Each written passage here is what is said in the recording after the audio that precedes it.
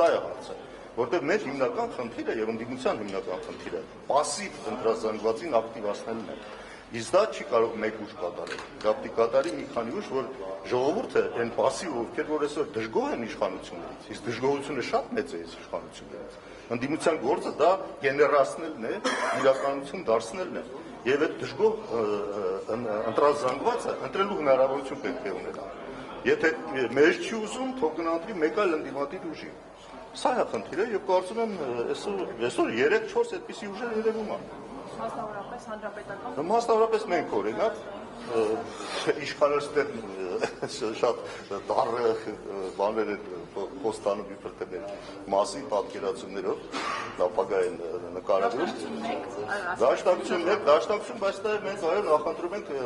ինչ-որ մեծ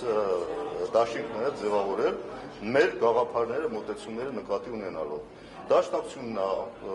եւ այս նոր ձևով մեր ձևով շարժումն է։ Ուժեղ Հայաստան կուսակցություն կլինի անունը, թե ինչ այդքան էական չի։ Կարող են լինել կողքից նաեւ այո,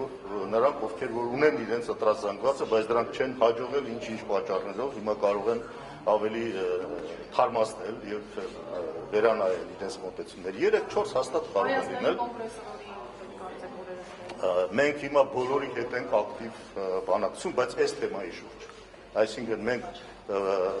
ոչ թե միայն դաշինքի, լայն ճակատի մասին է խոսքը գնում։ Այսինքն մասնակցելը թող մասնակցեն խոշոր միավորներով, բայց մեկ ճակատ պետք է լինի ընդդիմադիր, որը այս տրամաբանությունը պահպանի, այսինքն մեկի հաջողությունը պայմանավորված է մյուսների հաջողությամբ։ Ում հետ